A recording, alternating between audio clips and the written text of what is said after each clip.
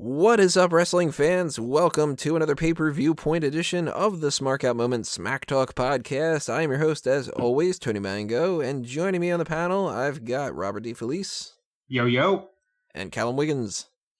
Who loves multi-man matches? Yay! You're going to get used to them once we change this pay-per-view schedule around a little bit. You get a lot of six-man tags and stuff. It's going to happen. Can't fight City Hall. It's been stuck in my head. Can't fight Rocco fought City Hall. Yeah. So if you can't read and you don't know what the title is, this is our predictions and our spoiler breakdown or any other kind of information that we can run down as far as Elimination Chamber 2018. It is a Raw branded pay-per-view, the final Raw branded pay-per-view, at least for a little bit, because the next time that we're going to get something that would have been a Raw pay-per-view, it's not going to necessarily be Raw branded. We are going to get a Fastlane thing coming up for SmackDown, and then everything WrestleMania onward is going to be both co-branded. So, hey, Raw gets a pretty decent pay-per-view as far as the title goes. Like, Elimination Chamber, it's kind of a fun pay-per-view sometimes. Card itself, well, look at it this way. Fastlane usually sucks. And Fastlane's usually the time of year where we get some kind of a random segment that doesn't seem like it's an actual match. We're getting that on this one. But we're getting 2 Elimination Chamber matches. We'll talk about those towards the end of this discussion.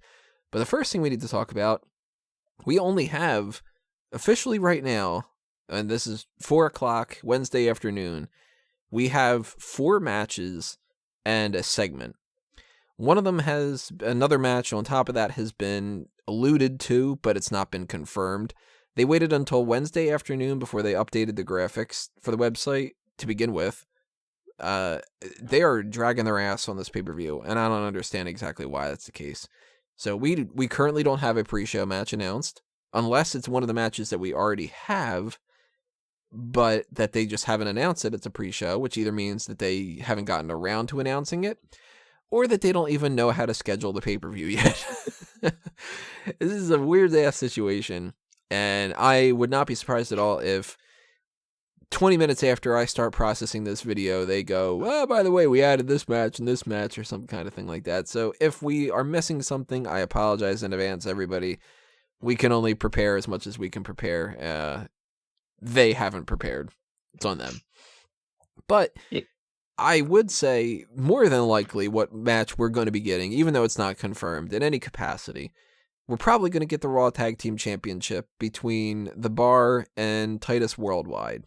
First off, because Titus Worldwide beat The Bar on Monday Night Raw. Second, because on a Fallout video that followed, they challenged The Bar. And, you know, when somebody gets challenged in WWE, more often than not, that match ends up happening, and that's how it goes. So that's where I want to start off. The Bar versus Titus Worldwide. 2 topics here, in my mind, outside of just who's going to win the match or something like that. And I want to start off with just something that's a little bit off the beaten path, but I talked about it on the hot tags, didn't get a chance to get anybody else's opinions. Apollo. He's no longer Cruz. No, I think the Sun God is going to be quite angry with him now. Well, the name of Apollo Crews was pretty shitty anyway, because it was just a take on, hey, Apollo Creed, and he looks like Terry Crews. Here we go, Apollo Crews. But to take away his last name really leaves him in a crappy spot, because the name Apollo makes you think of like some strong godlike figure, and I don't think Apollo Crews fits that at all. What are we talking about? He looks like. That's the one quality that he has, is the fact that he's got the body of a god. So small, and that smile, I don't see him as threatening. You know what I mean? Like, he's definitely he's somebody that could have used the last name, but he's somebody else that could have so easily fallen victim to WWE's penchant for removing different parts of your name in order to, based on their own whims. They don't really seem to have a rhyme or reason for it. They just do it because they feel like they want to do it. They might as well just call him Uha again, you know? He could be No, you can't do that. Apollo Roman Nation. Reigns does that. That's the thing I Oh. was going to suggest. I thought about this. The very first thought I had was, this is ridiculous. Just this is ridiculous. But yeah, Apollo Nation. Why not? Yeah. You'd have Titus Worldwide and Apollo Nation. Or even call him Apollo Worldwide. Just Titus Worldwide and Apollo Worldwide. Or fucking call him Apollo O'Neil, for fuck's sake. Just say that they're brothers now or something. Like, Apollo is... I hate this trend of being like... We had Alexander Rusev and Antonio Cesaro and Big E Langston and Elias Sampson and Luke Harper and Eric Rowan. And Adrian Neville. Adrian Neville, yeah, I even forgot about that one. And it's like, well... fucking, if the whole thing's supposed to be that you don't want an association with the whole cruise shooter, then what about the cruiserweight? Oh, it's cruiserweight. Oh, we're gonna think they're the fucking shooters. It's like, they're the light heavyweight division now. Like, give me a break. People are smarter than that. You know, Callum was joking ahead of time about Tom Cruise. Is he going to fucking change his name? Maybe. And this is a topic for another whole thing. This is a mailbag or a all talk show or something like that. But maybe we shouldn't be talking about the fucking shooter. Absolutely. Maybe that glorifies it. Like, maybe you shouldn't make it so obvious to the fact that you've changed someone's name because of the Florida shooter. Yeah. Which is like, because what other reason would you give? Man, I tell you though, Apollo Nation, that should have been how they should have done it. Yeah. And they're still Chime. They could always just do that. You know, maybe if somebody's listening, they could be like, oh, Apollo Nation. Oh, I didn't think about that. Also, I should add fucking graphics to my page and stuff. Like, but wait, real quick rant too. Man, WWE.com, if you're going to be lackadaisical on the graphics, that's one thing. But you don't even update your 205 Live results. If you want to check on it. Well, if you want to check on what happens on 205 Live, you're better off checking smarkoutmoment.com than you are on WWE. That's sure a cheap plug. Like, that's ridiculous. I shouldn't be better than you. You run this company. You have money. I don't. I'm running this out of a fucking basement. Like, yeah. How crappy does their website look? Do you remember how it used to look? Like, it used to be pretty high end. I don't know, a couple years ago or whatever, they really downgraded the style of their website.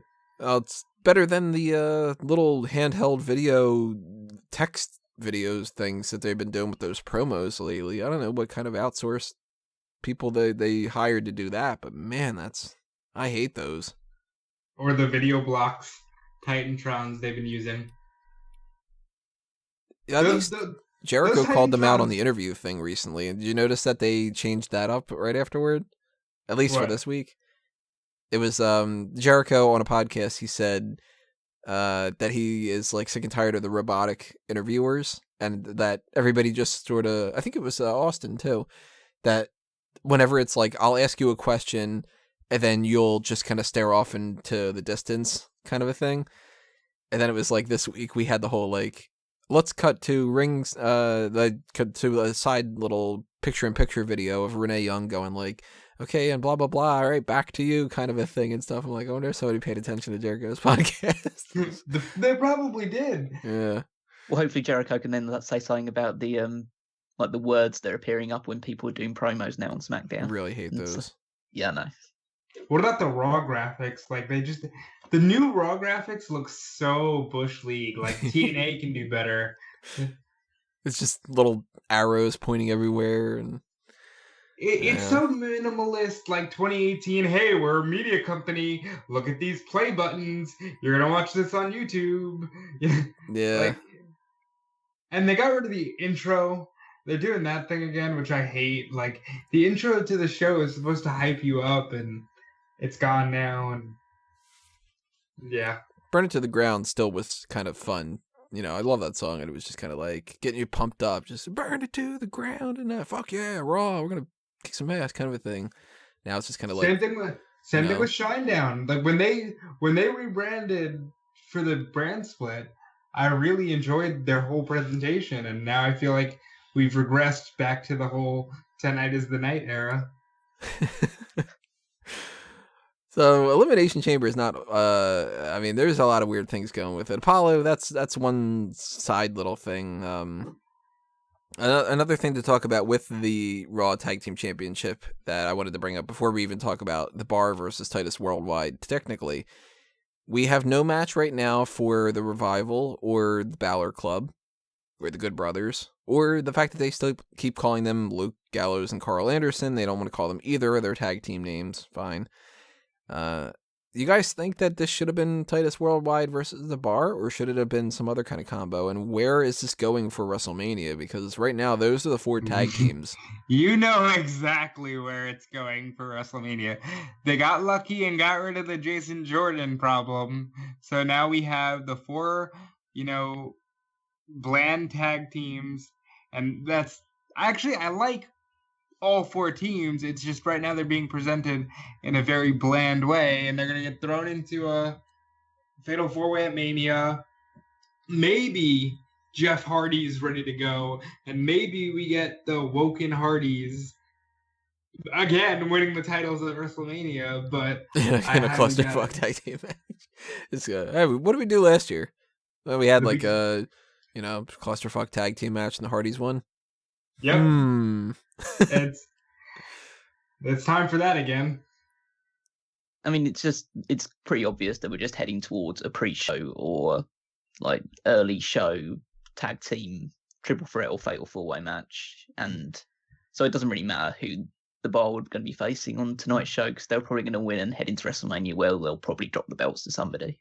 Don't you think they deserve better though? Let's be real. For the last half of the year, they carried part of the main event scene on the brand, and it got nauseatingly annoying, but they were in main event matches with Rollins practically every week since August, and now they're just like, okay, here's Titus O'Neil and Apollo, not Cruz. Yeah, you still kind of want to say Cruz. I think they'll get their just rewards during the when the new draft happens, and they're probably put on separate shows and can become like single stars again. But at the moment, they're just in a situation where the tag team division's pretty dead on Raw, so it's not their fault. They definitely have been performing excellently throughout the last year or so, but they're just not a priority at the moment, so they're going to suffer because of it. And they're not going to be too prioritized when it comes to those co-branded pay-per-views either, because the tag titles are the first things that get pushed aside. Oh, yeah. Absolutely.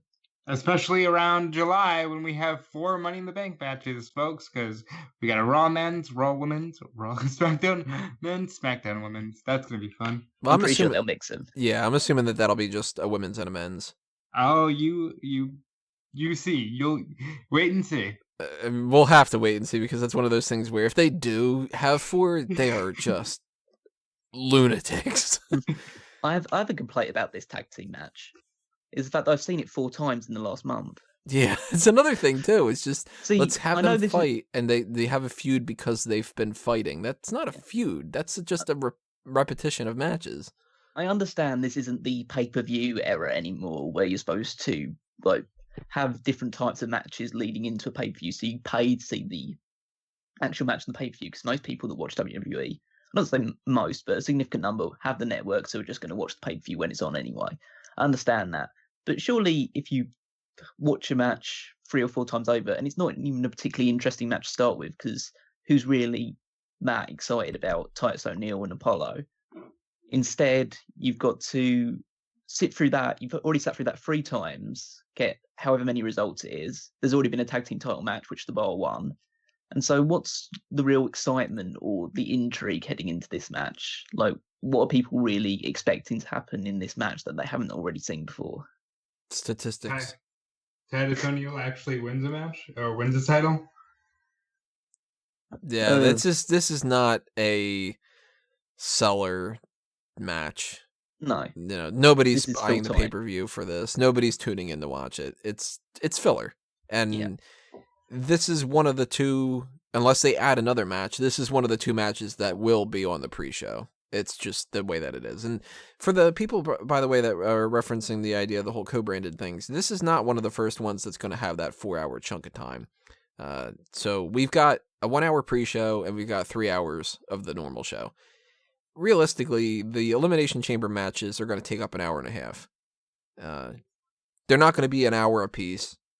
They could be, maybe, but they're probably going to be about 45 minutes or so, I would think. Because it's 5-minute intervals, I think?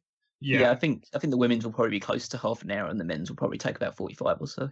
Yeah, like they're going to take up the bulk of an hour apiece. So that's 2 hours. So you've got another hour for Asuka, Nia Jax, the Ronda Rousey contract signing, and whichever one of the other two matches is not on the pre-show. Raw Tag Team title match or the Matt Hardy Bray Wyatt match. One of them's going on the pre-show, and it really doesn't matter for either of them because they're both just pointless. Which is a shame in regards to Hardy and Wyatt, but yeah, pointless. Yeah, it's a shame, and it's also expected because they pushed this off on the side. I mean, that's not been a priority for a while. They both were people that just kind of. I mean, we'll talk about that in a minute, but with the Raw Tag Team title match, if this goes on the pre-show, that's going to be even less people that give a shit about it. And that's going to be even worse going forward. Yeah, less people in the building too. Less people in the Apollo Nation. Mm. Did anyone actually think... Oh, don't make that joke. Anyone actually think the Bar loses here? It wouldn't be the craziest thing in the world. That's the weird thing about it. Because maybe in their mind, they would want to put the belt on Titus and Apollo for something like a shock factor. And Yeah, then, maybe they go into WrestleMania with the titles and it's like the Bar is challenging with their rematch clause, but the Revival and the Balor Club are like, hey, we should be in line too, damn it. Yeah, hey, we've got nothing to do. Just give us a break. Come on, guy. Like that kind of thing. And it's the only potential intrigue surrounding this match is that there's so few fucks given about it by basically anybody that they could literally just do anything with this to try and generate some kind of reaction. They could really just kind of be like, you switch the titles around because somebody like myself will go, oh yeah, that's, and then people just go, oh, all right, cool. Oh yeah, we have new tag champs. Who are the tag champs? That kind of a thing, because not many people know really. Who gives a shit, really? That kind of thing. I wouldn't hate it, Yeah, I think the Titus Worldwide pose would look quite good with a title belt on the shoulder. It would remind me a lot of when Primetime won Primetime Players. I'm merging the Primetime Players and Crime Time. When the Primetime Players randomly won from the New Day for I think it was 2.5 weeks or something. It was a couple of months. Couple of months, really? No, it was. They won it from the New Day, going from the weird Elimination Chamber special to SummerSlam, because New Day won it back at SummerSlam, so I think they only had it for 3 weeks. No. They didn't win it in the Elimination Chamber. They won it in the Chamber, but they won it somewhere between Chamber and SummerSlam. They won it at the next pay-per-view, and then they defended it at Money in the Bank, and then they lost it at SummerSlam. All right, we're looking this up because now I'm intrigued. Money in the Bank was the next pay-per-view, so they won it at Money in the Bank. You can't overcome my knowledge when it comes to just random wrestling trivia and stuff like that. I'll literally smoke all of you. Well, maybe when it comes to the Primetime Players, but reign of Raw Tag Team Championships. Let's see. Primetime Players won the titles on June 14th, 2015 at Money in the Bank. They lost it August 23rd, 2015. So they held it for 70 days. That's about 2 months, right? Isn't it? Yep. Yeah, it's a little bit more than. It's a hell of a lot longer than I thought it was. I thought it was that they won it on well, first off, I didn't remember it was Money in the Bank, but I thought that they had won it on, say, if it was June 14th, and then they dropped it on July 1st or some bullshit like that. Anyway, that could be the case when it comes to this. It could be Titus Worldwide wins this just for some intrigue and drop it at WrestleMania against anybody, and wouldn't be the craziest thing in the world. It would be something that we've seen happen before. Okay, but if they drop the titles here, can we move Cesaro and Sheamus back into the singles divisions, please? They're so good, but they're forced into tag teams because they have nothing for them. They'll be moving the singles thing. They'll have to split brands, I think, but they'll be back in singles action soon after WrestleMania. Hmm. But to be fair, if they move into singles stars now, or whatever, if they go back to the singles division, what's for them at WrestleMania? They're just going to be put into the Battle Royal. The ladder match. There isn't going to be a ladder match. Well, at least not on the Raw side. I'm still thinking that's probably going to be the SmackDown United States match, but Possibility. yeah. But I think just keep them as a tag team for now, so at least they have like a title match to look forward to at WrestleMania if they're still together. Because if they're apart, then they're in the Battle Royal, and then they don't get any shine whatsoever. Hey, but who knows? Maybe Cesaro can win the Battle Royal and it can start a huge push. Oh, wait. Get Paul Heyman back as his manager. Well, I think this match is going to be bottom feeder type filler. There's a chance it could be kind of fun, but I don't think anybody's going to give a shit. And I am not expecting a title change. I'm not expecting this to be on the main card. I think it's going to be on the pre-show. But the Hardy Wyatt match could be on the pre-show too, so it really doesn't matter. It's a bathroom break or it's a pre-show match. That's it. And, if I got to pick between, do we get a surprise title change or do we just stay with the status quo? Well, the smart bet is the bar. But you know what? I'm not going to be all that shocked if Titus Worldwide wins. I'm about like 55% the bar. Not that much. I will be very shocked if Titus Worldwide wins. I think the bar has to win it here. There's just no reason for them to drop it yet. I'd say I'm not looking forward to the match. I think the match will be good as far as filler matches go, but it'll be hard to get really invested when the crowd are just sitting on their hands, which is what's going to happen, unfortunately. And you're not excited about Dana Brooke crunching the numbers at ringside? I think she'll be the only person with like her hands or anything in action. She'll be the only one like looking at the match, really invested. So she'll be like, somebody will be like, so what are you going to do this weekend? She'll be like, oh, I'm going to be on the pay-per-view. Oh, you're wrestling in the first ever women's Elimination Chamber match? No.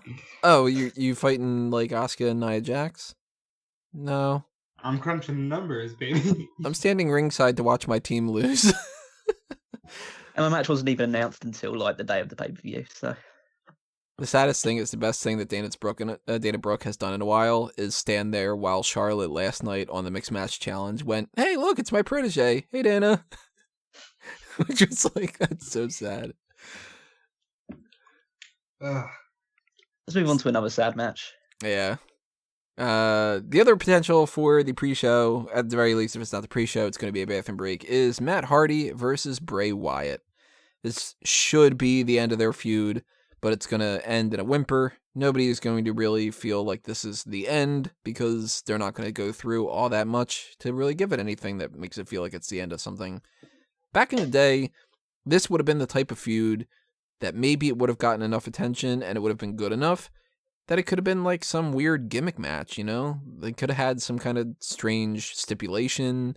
This could have built itself up into a Hell in a Cell. Of course, you can only do that in a particular month every fucking year. You don't understand why, but that's a whole nother issue.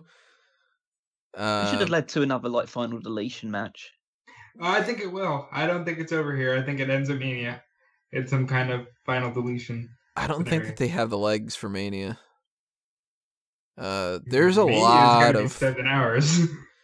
Yeah, but there's a lot of stuff. If you factor in just a quick breakdown, you've got the United States, the Intercontinental, Raw Tag Team, SmackDown Tag Team, Raw Women's, SmackDown Women's, Ronda Rousey, Kurt Angle, Triple H, Stephanie McMahon, Universal, WWE title. That already is 9 matches. You got Andre the Giant Memorial Battle Royal, that's 10. Last year you had 14 matches on the card, so you got room for 4 matches maximum of what you can do. And those 4 matches, I'm sure I'm missing something here. Cruiserweight as well. Oh, the Cruiserweight, yeah. So that now you're down to 3 potential matches, and one of those being John Cena Undertaker. Now you're down to 2 matches. Elias versus Jeff Jarrett in a guitar and a pole match. We're getting there, folks. So I don't think we're getting Matt Hardy, Bray Wyatt. I don't think that they're going to care enough about to do that. But if it does happen, it could be a gimmick thing. I would be more inclined to believe that that's going to happen at Backlash, if that's continuing. Right now, though, like this match is going to be pointless. If it is the end of the feud, it's going to be lackluster. If it's not the end of the feud, who cares?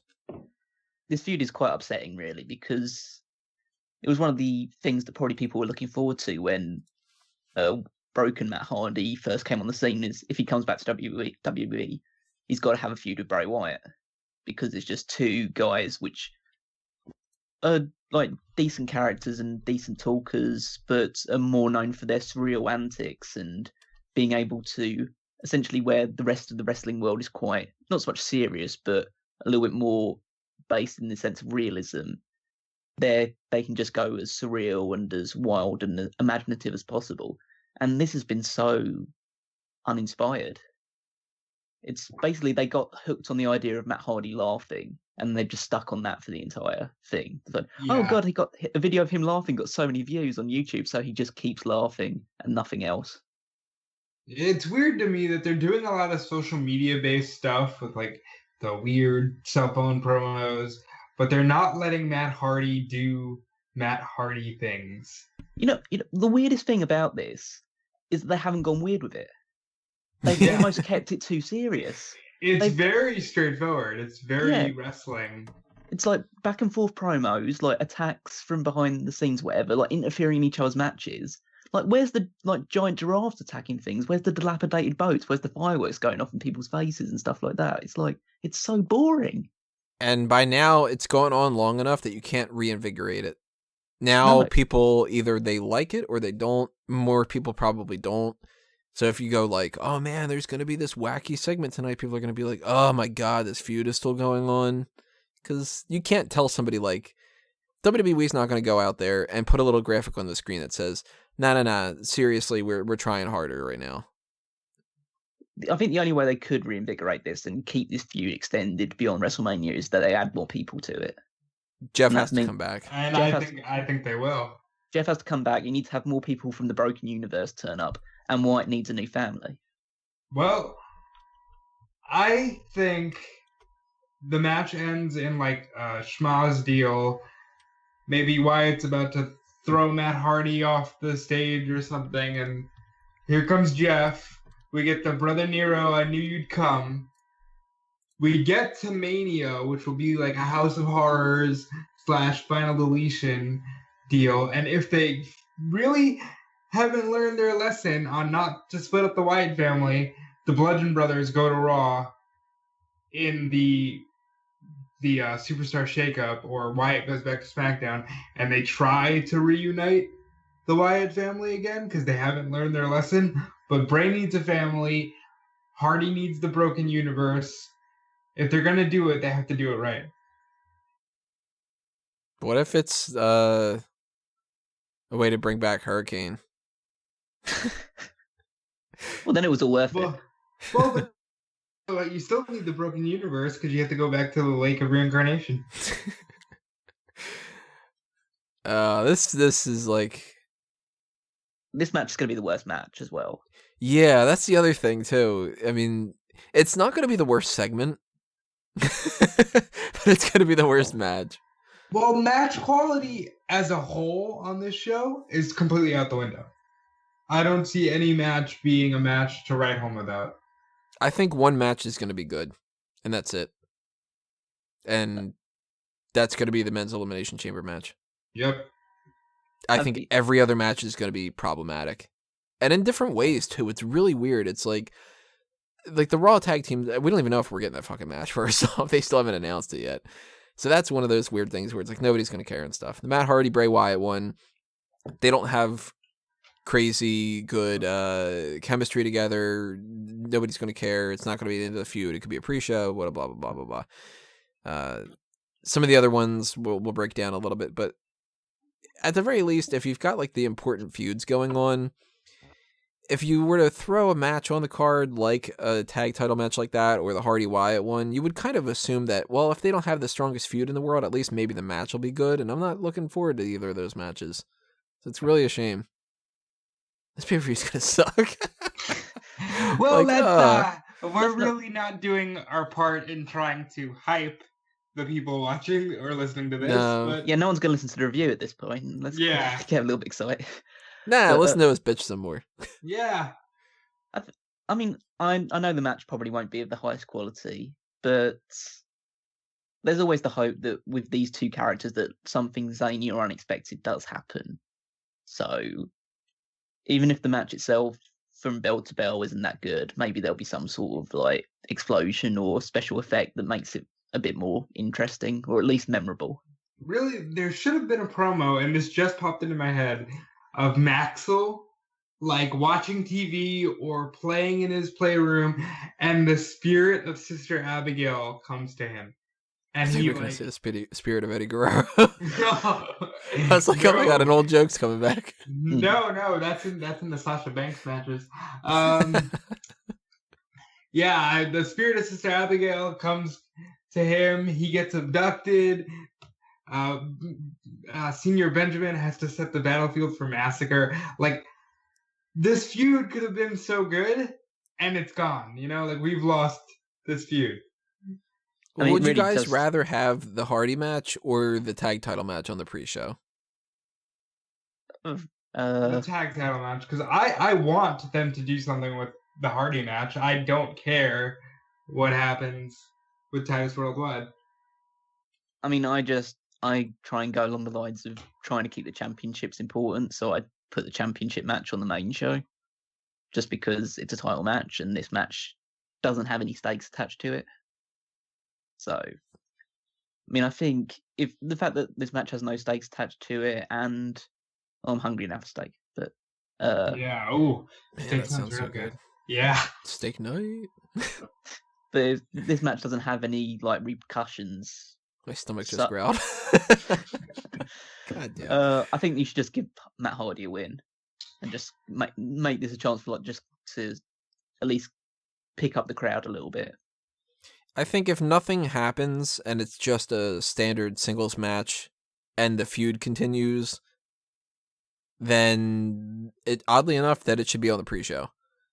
If something does happen where maybe the feud continues and it's like Jeff Hardy comes back into the mix, I think it should be on the main show. But nobody's going to care. Well, And- they've only had the one match, right? They've only done the one on Raw 25, which was just a throwaway because it was in the Manhattan Center. Yeah, it was like a 3-minute, like just scuffle really, more than the match. So there's really nothing to base how good this match is going to be on, other than the fact that Matt Hardy doesn't exactly put on the highest quality matches, and Bray Wyatt has been terrible for about a year now. So Boy, what a year anniversary of his title victory, huh? Well, I gotta say, as much as we're down on those two matches, I am much more down on something else on this card. The fact that they booked themselves into a corner with Asuka? Well, there is that, but even more so than that, I do not give a shit about Ronda Rousey's contract signing. it's contract signing. I don't know why they think this is worth like spending money on the WWE Network for to see someone sign a piece of paper. I mean, obviously, it's here? not just going to be that. She's here and she's going to point. Goddamn you. She's going to point at the sign with all of her might. She's going to take all that UFC money and point it right at the sign. Well, Right. here's the thing with contract signings. I mean, if you've watched wrestling for a year, let alone multiple years, you know a contract signing is not a contract signing. You know that it is a promo that leads into a fight. Every single time. Hmm. Sometimes it's more entertaining. Sometimes it's Andre the Giant bouncing off the rope and smiling. It's very rarely is it an actual contract signing. Part of me actually would almost, just for the sake of it, enjoy the idea that if it would just be a contract signing, just because it would be like, oh my god, they had the balls to do that. Like, if they actually have her come out And just sign a on the couch. contract, shake a hand, and then fucking leave, I will laugh my ass off. I don't care, though, about anything that she can do here until they prove me wrong. Like, I'm expecting this to be Kurt Angle and Stephanie McMahon and Triple H, at most, in the ring. They cut long fucking promos about Ronda Rousey is so great and she's amazing and we finally have her on Monday Night Raw, and if Stephanie's in the ring, it's on Monday Night Raw. I fucking hate how she says that. And Kurt Angle will be all like, it's great to have you, and you're great, and I love you, and I forgot my line, and that's the end of it.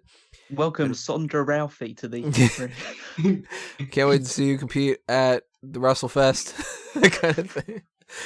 But Ronda is no charismatic promo type of person.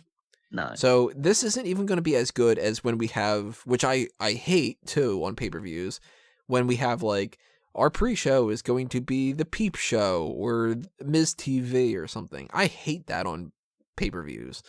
This isn't even going to be as good as that. And the big thing that they're going to be doing is it's going to be some kind of confrontation with her and Stephanie McMahon.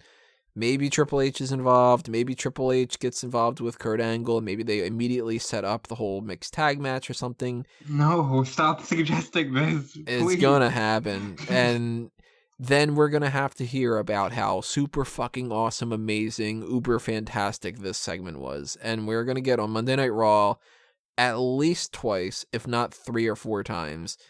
Oh my god, you see the fucking thing that happened with Ronda Rousey? She signed a contract and she did a fucking hip toss. Ah, God, I'm coming.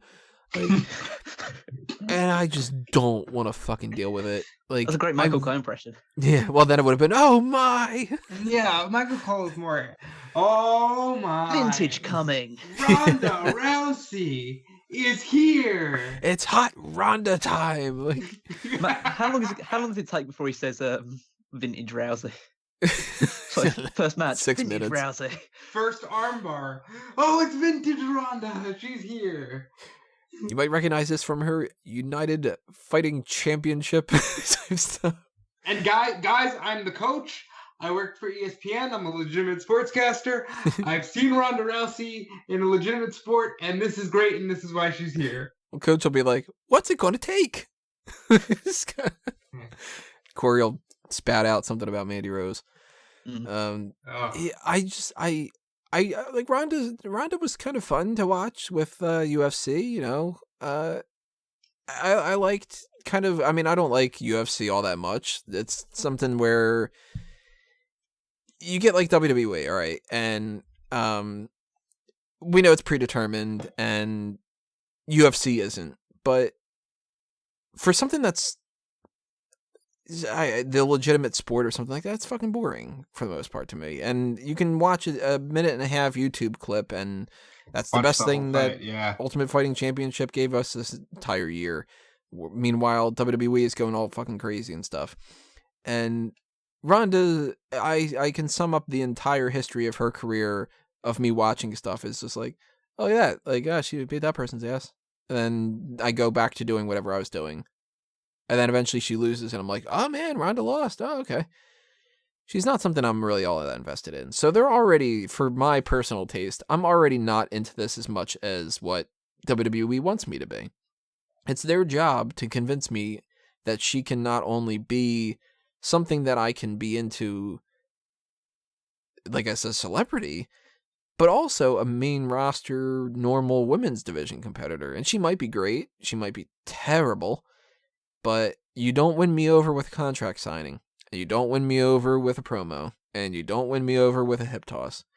I don't care enough about this to be excited about it, and unless they do something interesting, there's an extremely good chance that this is going to be the worst part of the night, in my mind. Some 30-minute segment dedicated to them talking about how great Ronda Rousey is, only for her to really do nothing but maybe point. Maybe punch somebody once. Well, this is why I wanted Ronda in the Women's Elimination Chamber match. I said you put her in number 6. You let everybody know she's on the roster. She's not going to be like Brock Lesnar, even if you eventually transition into her being exactly like Lesnar. You at least win the fans' trust that she's going to be a competitor. She's in the chamber match. The commentators gush about how good she is in cages. And then she wins the title first night out. Boom, Ronda, Asuka, WrestleMania. With this, you're literally saying, especially with the match Tony keeps trying to allude to, she's a special attraction. She's only going to work the big 4. She's going to fight Stephanie in her first match, of course, because Stephanie has to get in on the, big hype. And then you just do the thing, which they do a lot with Triple H, of, I'm going to have a big match at WrestleMania. Here's my promo segment the month before about my big match at WrestleMania. They did it with Rollins. They did it with Sting. I think they even did it a few years back with Lesnar. And I'm not interested. I want to see Ronda be a competitor because, as Tony said, she can't really cut a promo. Let her do what she does best. Let her get in the ring and just fuck the mixed tag match completely. And that's my thoughts on Ronda Rousey. I hope she points. I'm pleased with the fact that she's been treated as a big deal. And I'm pleased with the fact that she's been treated as a special attraction. Because, let's put it this way, I do appreciate the fact that people want to see her as a competitor and want her to be, legitimately part of WWE as opposed to, a former UFC star now appearing in WWE on a part-time basis. But let's put that this way, that all the stars that aren't former UFC stars aren't big deals, and they don't matter jack shit. Whereas Brock Lesnar, he's a big deal. He's a draw. Ronda Rousey should be on Lesnar's level because she has the potential to be a big draw, especially for if you're trying to transition women's wrestling into a more prominent position. So it's good that she has this segment dedicated to her. Having said that, this segment is going to be really dull. It's going to be 20 minutes of Stephanie McMahon pretty much talking for 15 minutes of it, where she will probably say how great it is to have Ronda Rousey to join the real stars in WWE, how she can help Ronda shoot her way straight to the top, essentially trying to get on her side, but still trying to talk down to her because McMahon is a colossal bitch and that's the character that she plays. So she'll do that, get on Rousey's bad side. Rousey will push her over or something like that. She'll flee from the ring, and then that will set in motion their feud. Basically try and make Rousey I wouldn't say like a female Steve Austin, but an anti-authority figure in order to build herself up as build up her popularity, because despite the fact that she obviously does have a huge following from UFC, in WWE, the reaction to her is going to be reasonably mixed. She gets the big reaction at the Royal Rumble because it's a surprise that she turns up. Obviously, people rumoured the idea, but it's still a surprise that she is in WWE, and so people are going to cheer that. But then a few weeks down the line, people start going, oh, maybe I don't actually like Ronda Rousey in WWE because she's a UFC person, and maybe she's not that good in the ring, and maybe she's bad at promos and stuff like that. And maybe she won't deserve the push that she gets. Why isn't, I don't know, Sonya Deville getting a huge push instead of her? Why will she be getting the WrestleMania match when someone like Mickie James will be on the sidelines or whatever? And so you need to, they'll try and build her up as huge as possible as a big babyface star, and it'll probably backfire because it tends to do when you try and get WWE fans to think something, they'll tend to go the opposite direction. The mixed tag, it's another case of an ego-driven move by Stephanie and Triple H, which I'm familiar with now, so I can't. It's gone to the point where I can't get angry about it because it's happened so many times that I know they're going to have a big match at WrestleMania, so might as well just get prepared for it. They're going to try and use Ronda Rousey's popularity to build themselves up into a big match. Well, what's weird about this? Why are we getting WrestleMania 31 again? Right. Because why are we getting we had The Rock and Ronda Rousey and Triple H and Stephanie McMahon. We had Roman Reigns versus Brock Lesnar. Why are they just repeating the fucking thing? What, did they just look back on 3 years ago and go, I don't know. Yeah, that was pretty good. That was pretty good. We had an Intercontinental Championship ladder match. Let's throw everybody into the fucking United States title and do like a ladder match or something. Who won the Andre Battle Royal that year? Was that Big Show? Big That Show. was Big Show? Is Big Show going to return and fucking win as his like retirement thing? Be like that? Like, are we just You don't repeating know. this? Like, what? I mean, I liked the set for WrestleMania 31. That was I did fun. too. WrestleMania 31 was one of the better Yeah, WrestleManias the in the show last few years. itself was good. If you had to repeat a show, I wouldn't mind repeating that one, but not with Ronda and Steph. I mean, the issue is that was the match they wanted to have. Like, you can obviously talk about the fact that it's probably going to end up being Ronda and Kurt Angle versus Triple H and Stephanie. But people know that they wanted The Rock and Ronda Rousey. And they probably wanted it all the way back at WrestleMania 31. And now they probably can't get The Rock because... I mean, but they should try. Even if it's 3 years later, I'd rather see The Rock than see the Raw GM fight the Raw commissioner and her husband. You know Yeah, what I but mean? See, I actually would argue the opposite. I'd argue that I'd rather see Angle because if we get The Rock in that scenario, The Rock's going to take up more time from other people, and we're also going to have to get a Kurt Angle thing. And then we're probably going to get Kurt Angle versus Seth Rollins. And I really don't want a Kurt Angle versus Seth Rollins singles match. Yeah. I mean, Not at least- after seeing what Angle can do.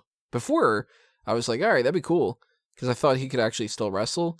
He's had 2 matches, and he can't. Well, I feel like they're making it seem like he can't, because it wasn't even like he was that bad a year ago or whatever in TNA. He was still being Kurt Angle. Then he got in the ring at TLC and Survivor Series, and he looked horribly out of shape. He didn't look as bad as Bret Hart did, though. Like, I'll give him that. Well, Angle hasn't suffered a stroke, in fairness. Yeah, that's I was true. gonna say, that match was never supposed to happen. That quote-unquote match that Bret had. Ugh. I mean, this match won't be... I mean, it's like a weird situation because Triple H has a tendency to have 20, 30-minute matches at WrestleMania, but if you're going up against Kurt Angle and Ronda Rousey, who we have absolutely no idea how good she is in a wrestling sense, and Stephanie McMahon, who isn't a trained wrestler, then that match can't go longer than 10 minutes without it just really sucking. Yeah, this has to be a short thing. So that's another thing, too, is this contract signing is going to be building up to something that is either going to be underwhelming and too long, so it's bothersome, or it's pretty short and underwhelming. So when is the mixed match challenge over? the week before WrestleMania, I think? Yeah. I think Either it's the like a week couple before or days- week after, I think. I think it's a couple days before Mania. I think it's that Tuesday before Mania. Because I just thought about this. Let's be real. We know who's winning the Chamber. Braun Strowman needs a match at WrestleMania. Braun Strowman was doing something with Triple H. How do we know it's not going to be Ronda Rousey and Braun Strowman versus Triple I H? definitely prefer that option, mainly just due to the fact that it gets a star that you're trying to build up into a prominent match at WrestleMania, and he should hopefully either win that match. Well, he probably won't be the one that gets the win, as it's such as Rousey will probably force Stephanie to tap out. But I look least- at that... Go ahead. I was going to say, at least that puts somebody who you're trying to put focus on in a prominent position, rather than what's being rumoured is that he's just going into a match for the Intercontinental Championship with The Miz. I look at that more as they never followed up with the Kurt Angle Triple H stuff, and I don't think that they've ever followed up with the Strowman and Triple H stuff either. No. So in different ways too. It was like the Kurt Angle thing never had a resolution. The Triple H thing never went anywhere. And then the whole Strowman teaming up with Ronda Rousey, like, I kind of can't see where they would start teaming up and why Triple H would get involved. And it's like, they'd have to like do a lot of moves. With the Kurt Angle thing, all they got to do is do it at the contract signing. Kurt Angle's there for Monday Night Raw. He could be one of the ones that is like, I helped bring her in. Stephanie could be like, well, you didn't really help. And now that you're going to be on Monday Night Raw, you're going to have to listen to people like me. I'm your boss now. And then that gets the whole fighting thing. And then Triple H is like, yo, what are you fucking doing? This is our new signing and you're fucking it up, Kurt. And then Kurt's like, hey, how about a match? And then it's Ronda and Kurt versus Triple H and Stephanie. You know, it's a lot easier. You do one segment, you you check off everything. Yeah, it doesn't sound the most exciting, but at least there's simplicity attached with it. And The one weird thing is with that, besides the fact that he's Stephanie's husband, and I can't see why we need to force Triple H into this picture. Like, because he's the king of kings, and he needs to be at WrestleMania. I almost feel like that's more of a Vince call than a Stephanie or Triple H call. Like, I feel like Hunter would be fine. Have you followed Triple H's career? Okay, we got into this when we were watching the stream there. I don't think Triple H is that intent on burying people.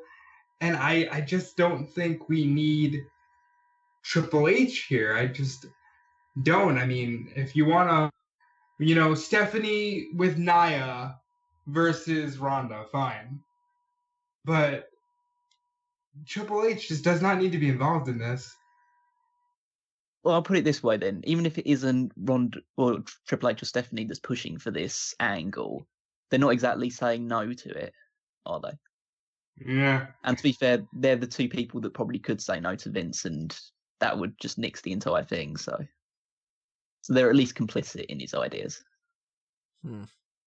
But I'm not looking forward to this segment in terms of like the actual quality of it. But I'm willing to at least give it a chance and see if they do something interesting or go in a slightly different direction.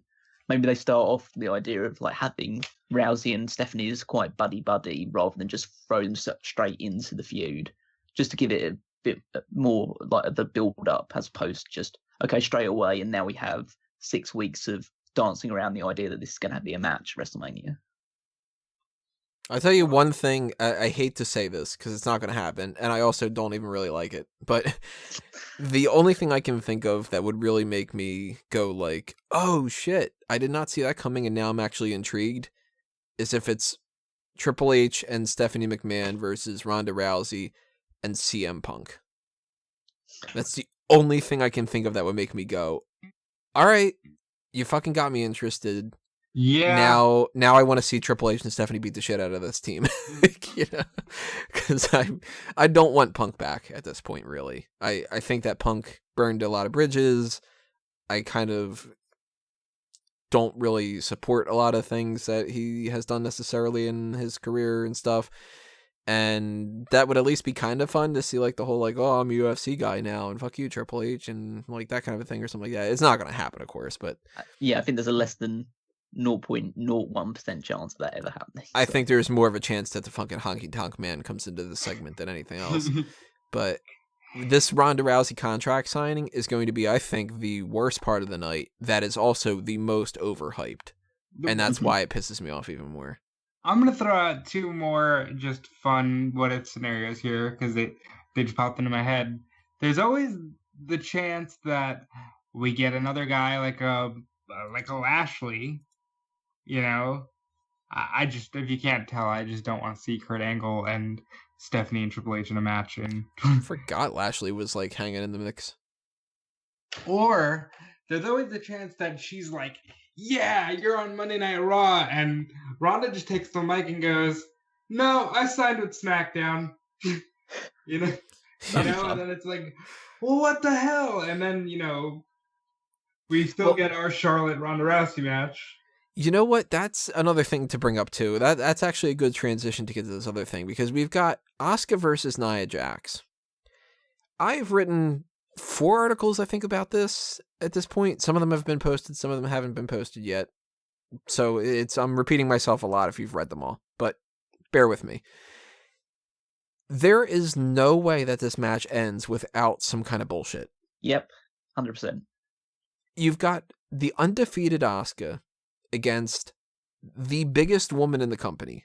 The irresistible force. Yeah, the irresistible force. Somebody who, for all intents and purposes, should have been a champion by now.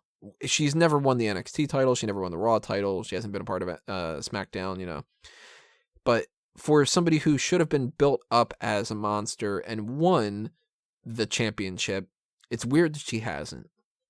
She's also getting a little bit of a push. She also has a built-in thing with Alexa Bliss. They're friends. They just kind of, put that off on the side a little bit here and there. Part of it's because of Enzo. And I know people, like, for some reason fucking hated that article that I put up on eWrestling News. I have no idea why. I think that was a hindrance to her a lot. But they have advertised this match more than once. That's the key. Specifically as if Nia Jax wins, it becomes a triple threat at WrestleMania for the Raw Women's Championship. Number one, that implies Asuka is challenging for the Raw Women's Championship. More than anything else. That means she's doing that. Number two, the alternative is, if that's not the case, and this is just Nia Jax will automatically get into whatever match Asuka is in, if Asuka challenges for the SmackDown title, that implies that Nia Jax goes over to SmackDown too. Or the rule doesn't fucking exist, and if Nia Jax were to win and Asuka were to challenge for the SmackDown title, that Nia Jax would just not be in a triple threat match. So they didn't think this thing out. Either they spoiled ahead of time that Asuka is challenging for the Raw title, or they didn't realize that there is no logical way that this does not change what they've already advertised. Even putting that aside, if Asuka loses this match by pinfall or submission, she loses a ton of momentum. If she loses by countout or disqualification, she loses a lot of momentum. Nia Jax doesn't really get the push that she really should in that kind of a scenario. And they have to do that annoying ass shit where they always say, well, she's undefeated, she was never been made to tap, or she's never was pinned. And that's going to be frustrating as hell. If Asuka wins, then Nia Jax, what the fuck does she do at WrestleMania? She can't win another match to get into a title match. If Asuka wins and she challenges Charlotte, then there's nobody to challenge for the Raw the title. There's Ronda Rousey. We don't need that mixed tag match, bro. It's like, this is insane. Like, what the fuck is going on? Okay, I'll run this in with like a very just concise way of saying what I think the match is going to happen, because I think a lot of people posited this kind of idea around, and I think it's the only way they can get themselves out of the huge corner that they've wedged themselves into. Asuka versus Nia Jax. It sounds like a big match.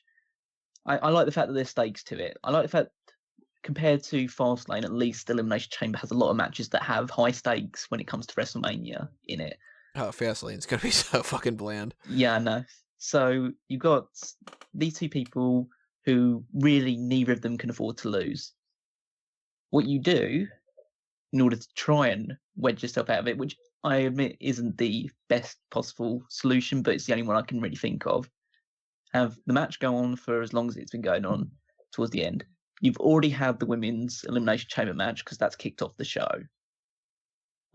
We'll talk about that, but say Alexa Bliss wins the match. So that's a slight spoiler into what I'm thinking is going to happen. But you move into this situation where Alexa Bliss comes out and tries to cost Asuka the match. So she tries to cost Asuka the match, try and help Nia Jax win. She inadvertently costs Nia Jax. I don't know how, in a certain way. Maybe she just like accidentally trips her up or something. Nia Jax gets caught by Asuka, gets pinned, loses. She's angry at Alexa. Asuka decides that she's going to go to SmackDown instead to challenge Charlotte. Then you need to get a new number one contender for the Raw Women's Championship. Then you have, I know this is hard to believe, but a multi-person match to a fatal four-way or six-woman match or whatever to determine the next contender. Nia Jax wins that. Then you have your feud between Nia Jax and Alexa Bliss for the title. Man, I just hate that scenario because they just would have done the whole Mickie James, Mandy Rose, Sasha Banks, Sonya Deville, Bayley, and Nia Jax all essentially fighting each other. And then it's like, okay, well, let's just do it again the next night type thing. I mean, we are talking about a company that did a Money in the Bank and then immediately 2 weeks later did another Money in the Bank of the same damn thing. So it's not outside of the realm of possibility, that's for sure. I don't get you wrong. I'm not saying that that's like the ideal scenario, or definitely not how I would have gone about this, but is there really any other way they can get out of this situation without making one of those two look bad? I don't know. You can't have Asuka. I mean, I say you can't do that. This is the same company that ended Charlotte's like pay-per-view winning streak at Fastlane instead of WrestleMania for some godforsaken reason. Like have Asuka lose her unbeaten streak in a like before WrestleMania or before a big show, just so you can squeeze Nia Jax into a triple threat match, and that takes a lot of squeezing. Let me tell you. Man, this is like. Sorry. I think this all depends too on the Rousey thing, because I've alluded to this on the WrestleMania predictions things and stuff. The three scenarios with the women this year are all dependent upon what they want to do with Ronda. Mm. If they don't do Ronda versus Charlotte, they pretty much have to do Asuka versus Charlotte. Because really, what else is there? She's going to do this match against Ruby Riott, and Ruby Riott versus Charlotte at WrestleMania would be stupid. You can't just throw them all in together and have anybody give a shit, because Naomi versus Becky versus Charlotte versus Ruby. What did they do last year? That's exactly what they did last year. Exactly, though. That's the reason why they can't do it. Like, they can't keep doing that a million times. They got to figure out better ways to do that. And if you do Asuka versus Nia Jax versus Alexa Bliss, or Asuka versus Alexa Bliss, first off, if you do Asuka versus Alexa Bliss, it's a 3-minute match. And that's it. If you do that with Nia Jax involved in a triple threat, then that's at least more competitive. And that actually would make a lot of sense, because they had done this whole setup of Alexa trying to get Nia Jax to take Asuka out of the equation. They're friends. She doesn't want to fight Asuka, but Nia knows that she's being manipulated and stuff. So it's sort of like there's grounds for a triple threat there, you know? There's no grounds for Asuka to just be like, all right, I guess I'm going to beat Nia and challenge Charlotte. You know, that's going to seem so weird. We add to quite a weird situation where if Asuka was to win this match, then there's like a 2-week gap before Fastlane as well. So what, does she go to SmackDown in the 2 weeks before the Fastlane match? Or does she go after Fastlane to when Charlotte said, okay, I've beaten everybody on the roster who's challenging me for WrestleMania or whatever? Yeah, do they do that same thing that they did before, where Stephanie's like, you might as well wait because we've got another match coming up? Like, yeah, because like, will Asuka come in like to Raw the next night, whatever, and say, because either she has to say that she's challenging Alexa Bliss for the title, or that she's going over to SmackDown. And if she's going over to SmackDown, then there's this like empty void period where she's on SmackDown, but she can't do anything like to build the feud with Charlotte for WrestleMania, because we don't know whether Charlotte's going to be the champion or not. So just makes it a little bit more awkward. I guess that's the benefit of having like a co-branded pay-per-views going forward. And then on top of that, you also deal with the whole idea that if Charlotte and Ruby Riott are going to be fighting each other, and Asuka says, I'm going to go over to SmackDown, everybody knows that. I mean, everybody knows that Ruby Riott's not going to beat Charlotte as it is, but then it would be like, okay, well, then it's obvious Charlotte's not going to lose right now. And you have to wait until after SmackDown's pay-per-view to get to a point where you can start building Asuka versus Charlotte. And you know what they'll do? They'll have this sort of like, well, the story arc they'll have building into WrestleMania is that Asuka wasn't on SmackDown, so she has to, and so all the other women are annoyed that she's moved over and taken what they could have had a championship match. So she's basically just going to be all the SmackDown women in the course of like a couple of weeks to cement herself as the top challenger to face Charlotte. And then what do you do when Asuka wins the title, because she's already beaten all the women on SmackDown? And you only have a couple of weeks as it is too. Yeah, like you only have, it's March 11th, I think it's Fastlane. So you have less than a month to set up everything you need to set up between Asuka and Charlotte, while also trying to figure out how you can get Nia Jax back into the Raw title situation, or Ronda Rousey if that's not the case, but I'm assuming that it's that mixed tag match. And then if you do Ronda Rousey versus Alexa Bliss, what do you do with Nia Jax? She just doesn't do anything. Neither does Bayley or Sasha Banks or anything like that. And Asuka and Charlotte just kind of fast-tracked themselves to a feud, all because you needed to rearrange everything for Ronda Rousey to win a title. If you don't do that with a title, then you need to do Asuka Charlotte, because there's nobody better for Charlotte on the Raw or the SmackDown roster. Which means you can't do Asuka versus Alexa, which means you need to do Nia, which means Nia needs to win this, which means Asuka loses. It's like they didn't plan this. They clearly didn't plan it. Well, boy, I had completely forgotten, I'm going to be totally honest, that Asuka didn't even officially say she was challenging for the Raw Women's title. Because I had it in my head that, they said if Nia wins, it's a three-way, so Asuka must have said at some point, hey, I'm on Raw. But you guys just threw all that in, and now I'm thinking, boy, they could have really avoided all of this by just having Asuka say who the hell she was going to challenge, and then get to this. I don't even see this match as a big deal because Asuka's beaten Nia before. I think she's even beaten her twice on NXT TakeOver events. I don't see why the move to Monday nights would be any more in the favor of Nia. Well, I don't understand. Like, they didn't really give a good explanation as to why Nia Jax is in this match and not in the chamber. No, they... Listen, for all the hype about women's revolution and women's wrestling, listen, they're the same poorly booked crop of random females that they've always been. It's just now we're putting them in bigger matches because, hey, we have a talented roster and we can't get around it anymore. The women are going to end up in clusterfuck matches at WrestleMania anyway because the men end up in terrible clusterfuck matches. They're going to end up doing a thing where you have Sasha and Bayley on the pre-show for God knows whatever reason. They're going to try to force Nia into this Raw Women's title match. I think it'll end up being a three-way, if not a four-way, if they don't just decide, hey, Ronda, here's a title match in a four-way. But they've really booked themselves into just a horrible position here. Nia should have just been in the chamber. She could have won the chamber. Alexa could have mandated her rematch, and there's your three-way right there. Without the extra steps of possibly costing Asuka. I didn't think of that. That's really simple. The undefeated streak that, you built up for 2.5 years. So why are we here? Why are we doing this? As far as will Asuka go to SmackDown, it would be really stupid at this point if she did.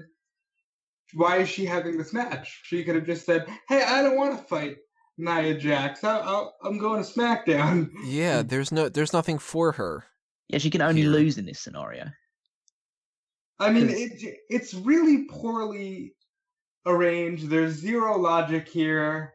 Unless there's something that we're not seeing. Like, maybe they have some kind of a weird-ass plan, and it makes no sense because we don't know that there's, like, these 5 other elements to it, Like, maybe they are not doing the Superstar shakeup after Mania. Maybe they're doing it before Mania, or, like, like one of those weird things.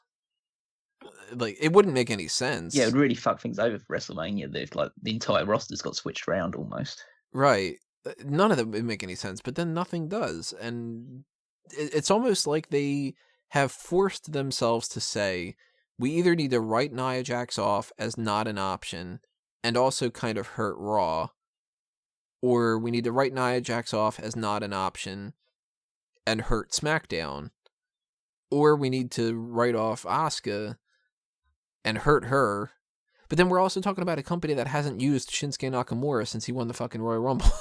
Word. I didn't even think about that. He hasn't been on SmackDown, I think. No, he was on the first episode back, and then he's been gone for the last 2 weeks. Well, because they had him announce the name. They did the exact opposite of Asuka. They had him announce the name AJ Styles, and then proceeded to book AJ Styles in a Fatal 5-Way, where you're supposed to pretend like maybe Dolph Ziggler will win this match. And it's the exact opposite with Asuka. They haven't said anything, and now we're risking losing the undefeated streak.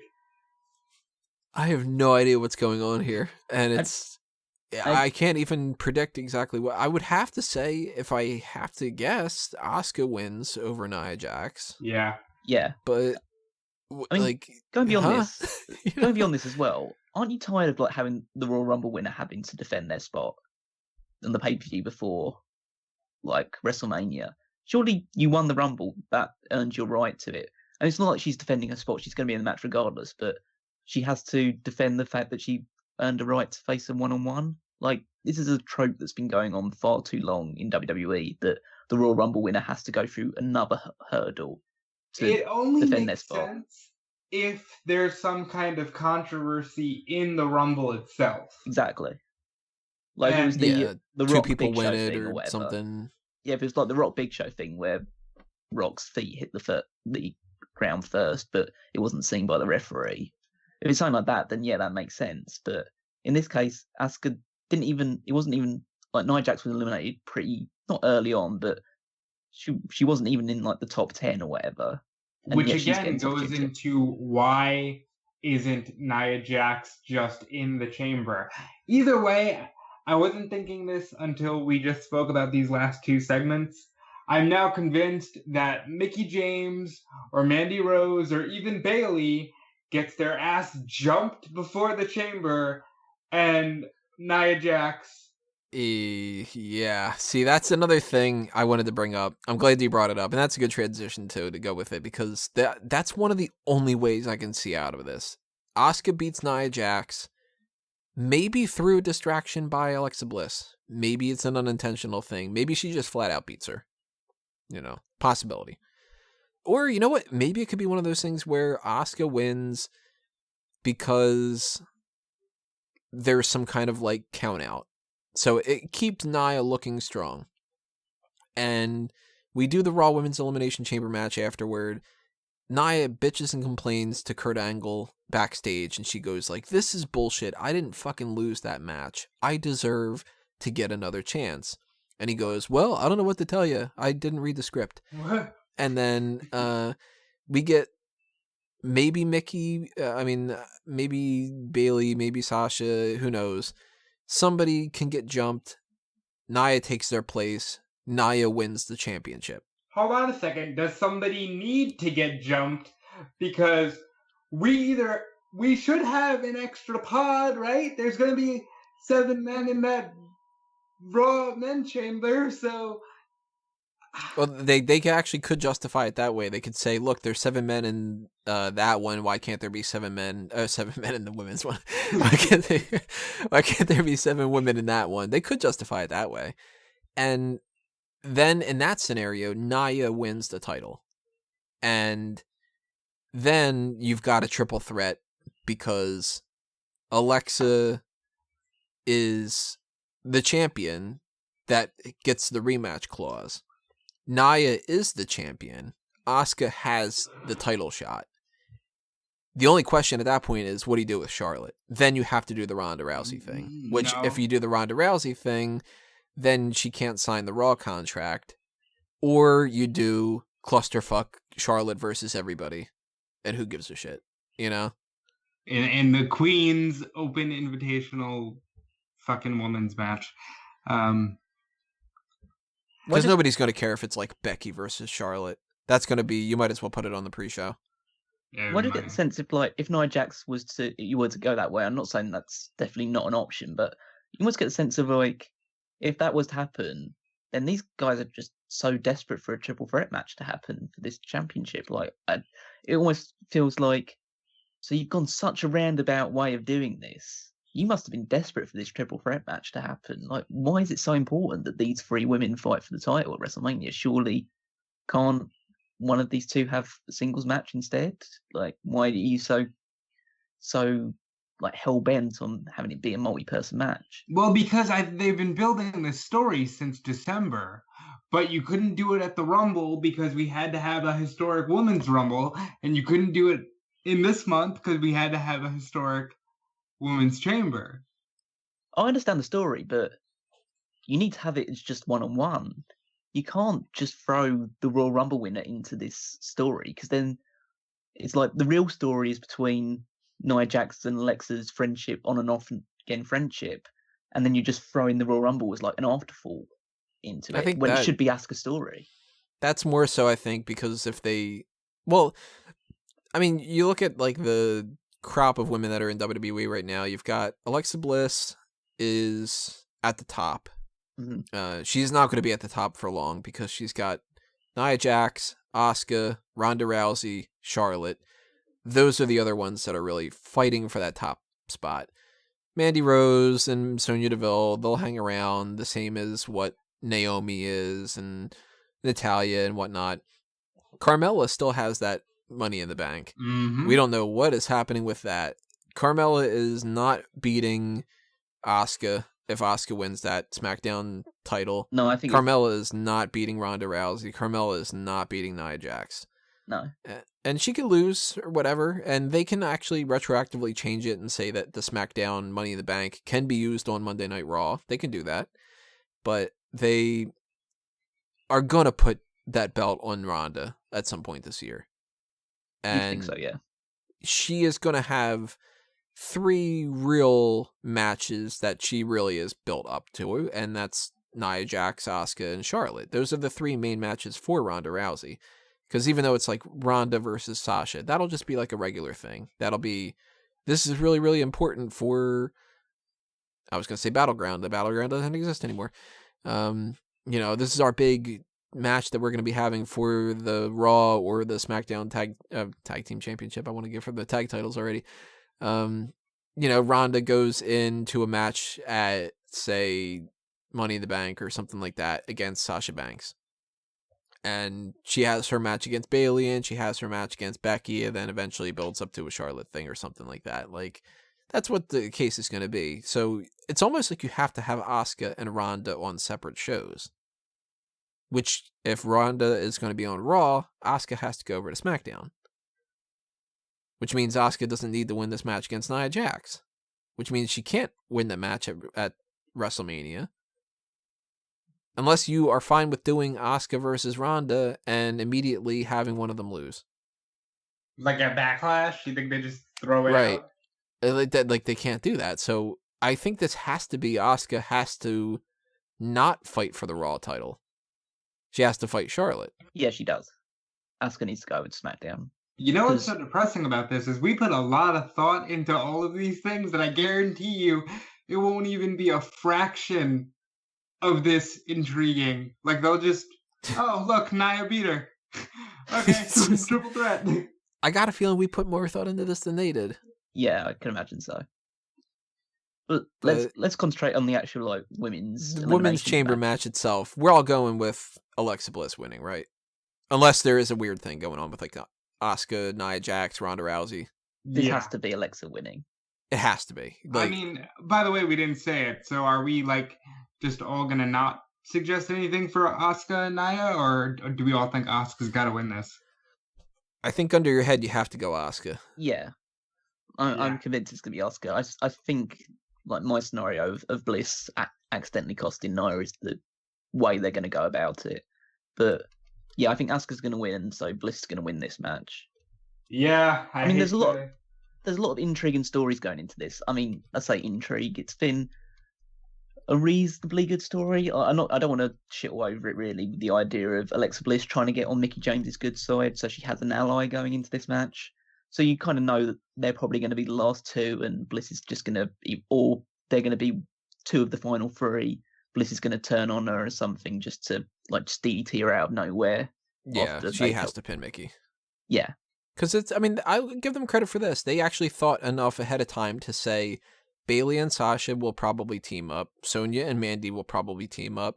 Be kind of fun if Alexa was like, hey, Mickie, we used to be a team. Why don't we team up and make it 2-1-2-1-2? That was actually smart. Yeah.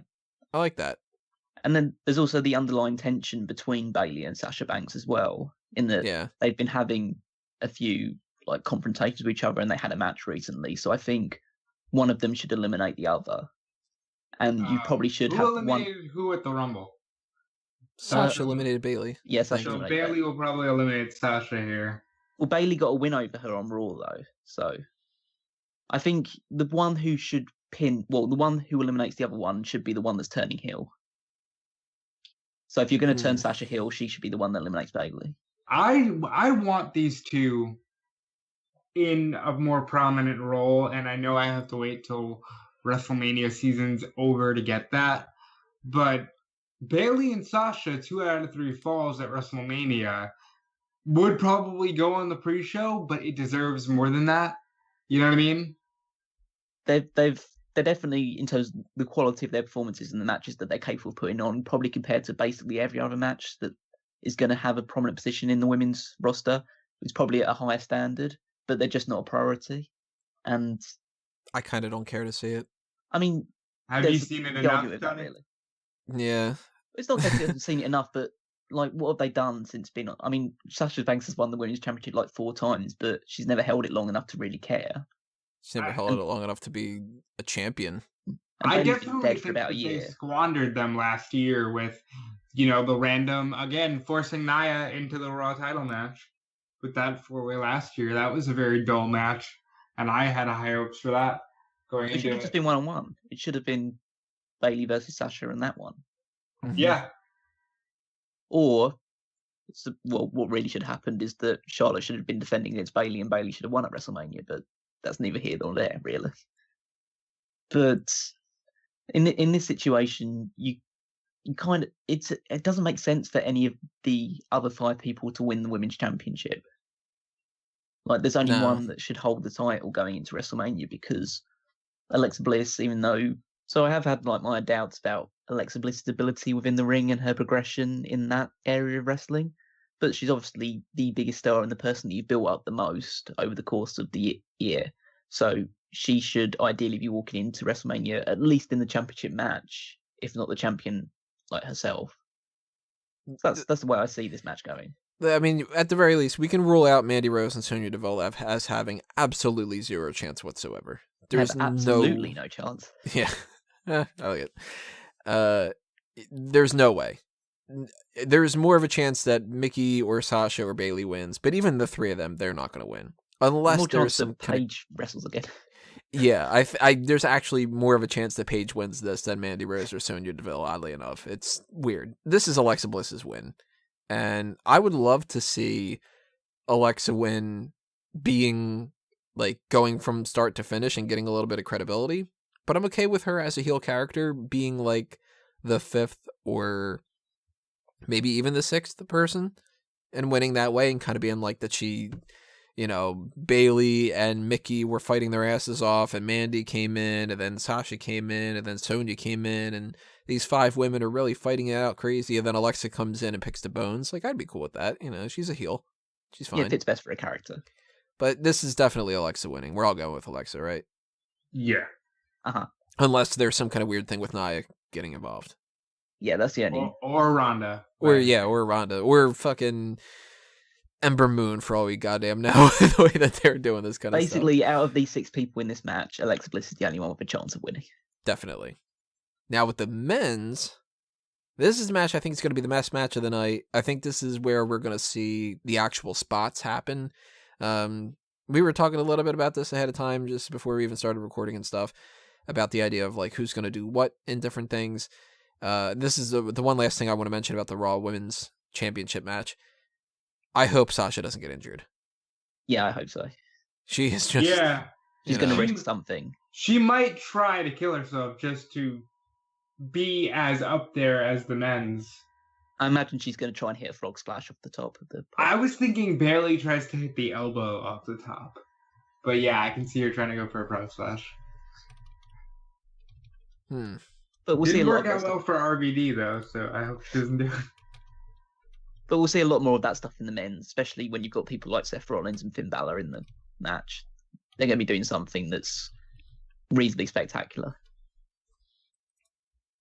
Well, with the people that are involved, for the people that don't know who's involved, let's just toss out those names right now. In alphabetical order, we've got Braun Strowman, Elias, Finn Balor, John Cena, The Miz, Roman Reigns, and Seth Rollins. We've got 7 people this year.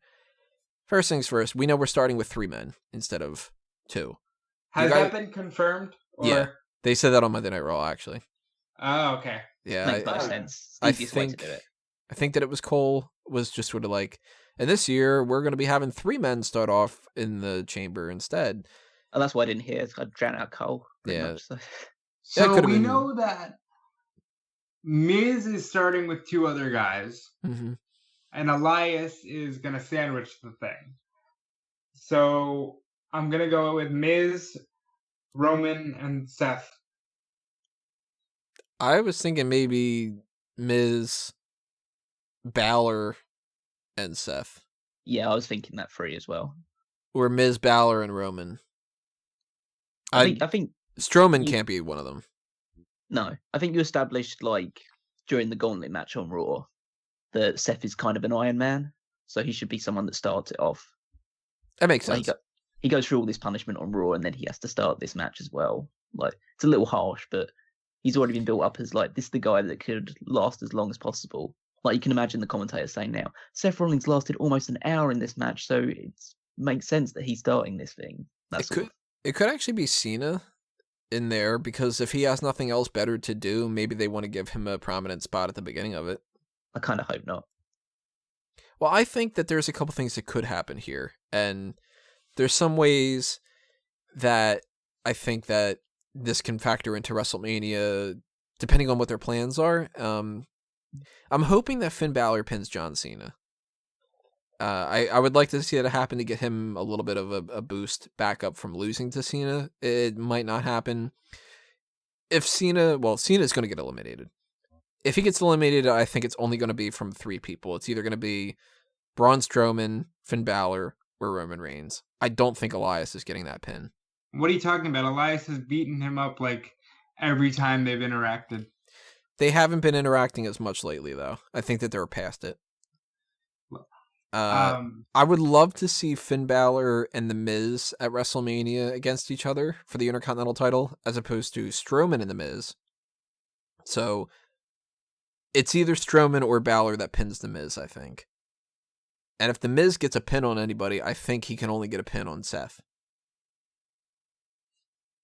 I don't know about a lot of the other things that are happening here, though. And before we talk about the who's going to win and stuff, what kind of feuds do you think could come out of this? Any kind of, like, this can spawn this by this person pinning that person? Anything like that come to your guys' minds? Because Balor-Miz is one of the only ones I can think of. The Balor-Miz thing is probably the biggest way they could go, or they could go Miz-Seth if they want Seth to fight for the title instead. I think Miz's role in the whole thing is going to be cheaply pin somebody to set up my WrestleMania match. I think that's got to be their game plan with The Miz. Yeah, but I don't know if I could buy that if it is going to be the Braun Strowman thing that he pins Braun Strowman. Why not? I mean, literally, Roman can spear him. Seth can give him the curb stomp. Balor can double stomp him. All Miz has to do is run in and, literally cover the guy. Yeah, I can see Braun Strowman getting the monster treatment that he tends to do with Elimination Chambers, where they're hit with like 5 finishers and then eventually pinned. Maybe. If anybody pins him outright, it's Roman.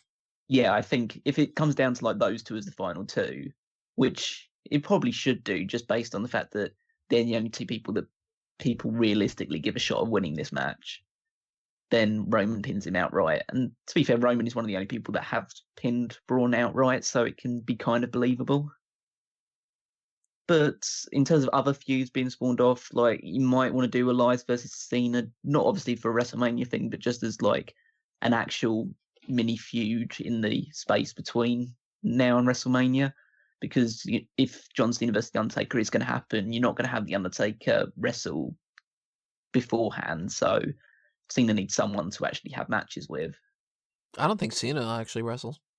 Yeah, I want to talk a lot about John and Roman too, because to me those 2 guys have lost so much of their momentum in my eyes. John hasn't done anything really credible since he lost the title in the last Elimination Chamber. Roman, who I know people hate him, and I know we joked a lot on the Royal Rumble one that, oh my God, Roman versus Brock, what are we gonna do? By all rights, that should be the match we're going towards here. Roman has lost to Miz twice.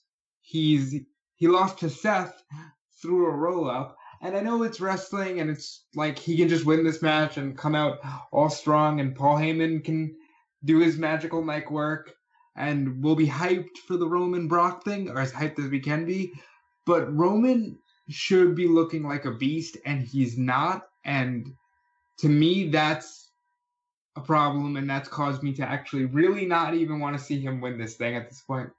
Well, it's the WWE way of booking things. Like, they've done this, they do this constantly with like people that are about to get big opportunities that they're essentially protected. So they could lose as much as they possibly want them to lose because they know they're getting an opportunity next.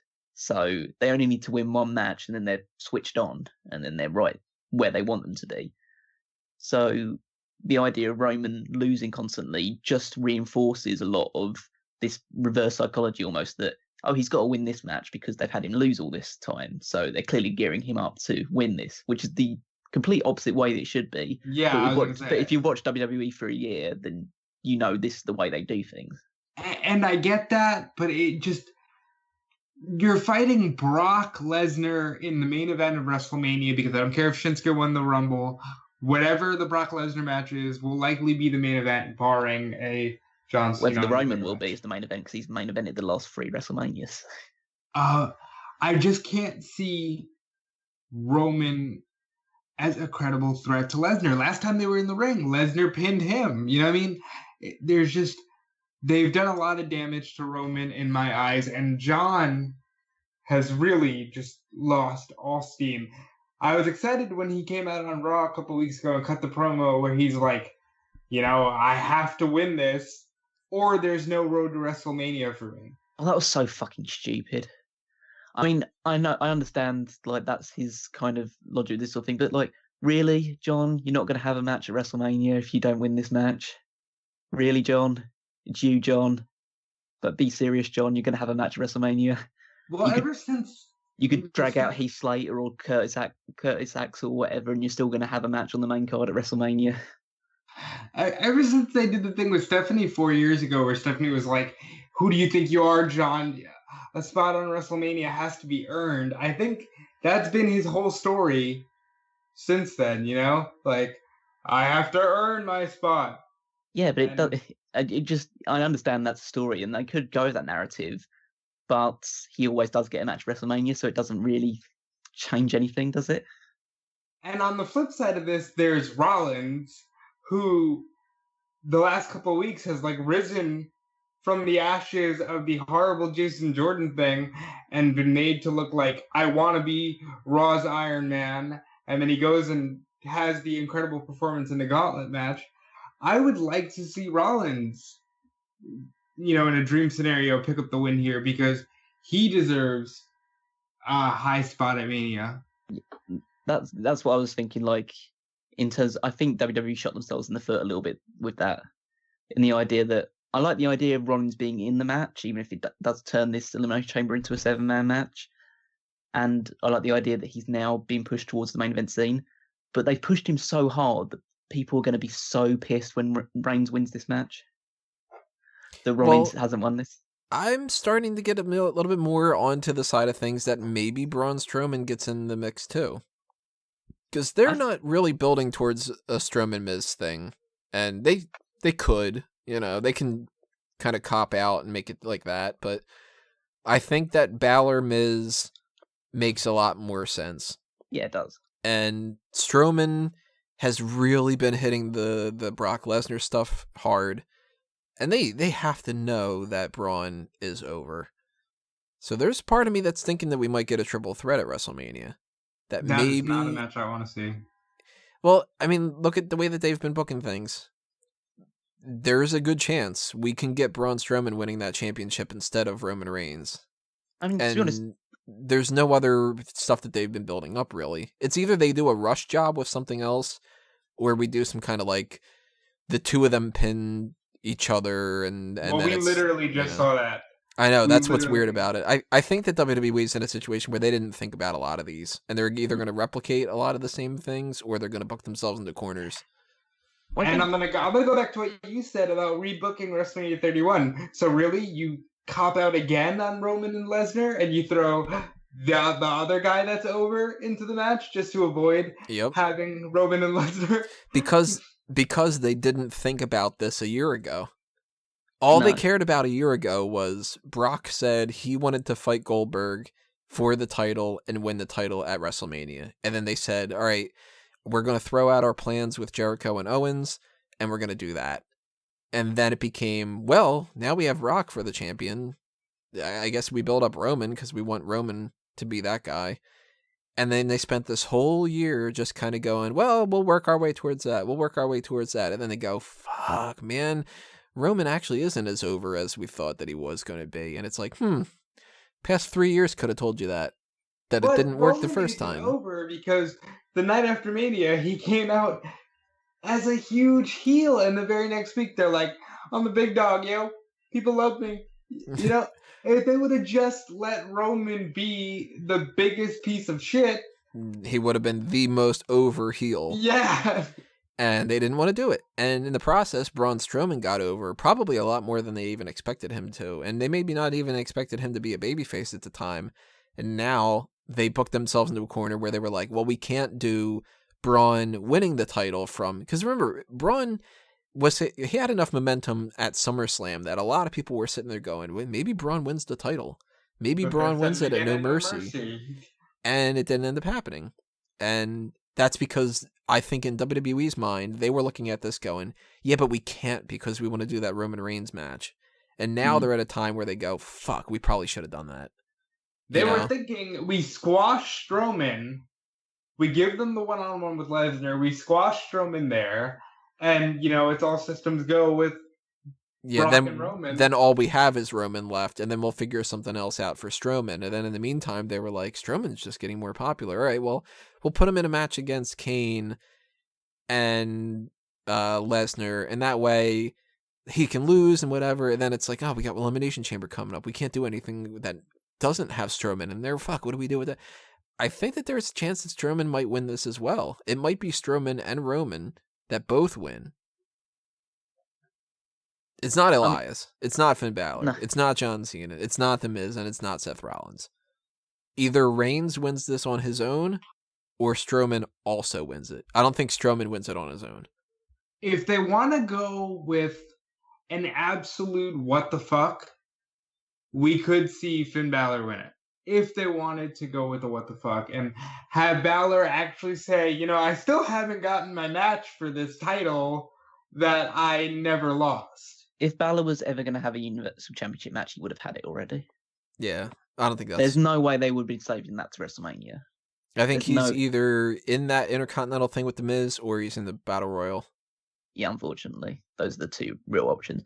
I think, based on the way they've been booking things, the logic dictates that really Strowman should be winning this match because he's the one who's had the biggest push towards Lesnar.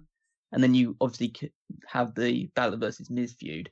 And honestly, Roman Reigns versus Seth Rollins actually sounds quite good for WrestleMania. I know they've had that starter match at the Gauntlet match, but having Rollins win that match could sow some seeds of dissension. And to be honest, that's going to be a better match than probably most other things that will go on at WrestleMania if they was just presented correctly. I love when Rollins and Reigns are in a story together, but I'm thinking right now, as I'm looking at the match, it's going to be Rollins and Balor at Mania in the inevitable, fuck, both guys need to win here. Who's Raw's Iron Man? Let's find out. Maybe throw The Miz in there for the IC title. Maybe Miz goes with Strowman. Maybe John Cena says, Miz, I've never won the Intercontinental title. And they go that route with it. Because we've never seen John Cena and The Miz at WrestleMania before. But you know what? We've never seen John Cena win the Intercontinental title from The Miz at WrestleMania before. I can't stress enough that majority of the guys that have a shot at winning have been killed for me. But yeah, if we don't do Roman and Brock at Mania, then what the fuck was the last year for? It's either Roman and Brock, Roman, Brock, and Braun, or Braun and Brock. and then Roman does something else. But I can't imagine that they're going to skip over Roman. That's why I kind of think maybe it's a triple threat. Because I can't see Strowman being in that Ronda Rousey thing. And I just sort of can't imagine Braun winning that Intercontinental title from The Miz a little bit. I'd rather WWE. I mean, I know this is obviously asking for a lot, but I'd rather WWE would admit the mistake that they were wrong to just laser focus themselves onto the Brock Roman match at WrestleMania and say, okay, Strowman is the big deal right now. He has to be the match at WrestleMania. But then do you really do another plain one-on-one with Brock and Braun? I'd rather see that than to see Roman Brock. I think the Roman Brock match would be a better match, but you just have to go with what's going to get the crowd excited. Like, we all know that Roman Lesnar match happens. It might be a terrific match. It might be 4 or 5-star classic, whatever. The crowd are going to shit all over it, so it's not going to have the reaction they want. Right. And if that's the main event, it's going to just sour an entire WrestleMania. If you want the show to end on a good note, you have Strowman build himself up from the previous loss against Lesnar. Basically, they have a carnage match where they're just destroying everything around ringside or whatever. It doesn't have to be like a technical classic between the ropes. They just have a big monster brawl, and Strowman finally slays the beast. Mm-hmm. Especially because you're getting Nakamura versus Styles, and that'll be the finesse match. Yeah, and you know that you have Lesnar on contract until SummerSlam, so then you have Roman versus Brock be one of the major matches at SummerSlam for a non-title match, and you could have them that could be a number 1 contenders match. The winner faces Braun at the next pay-per-view.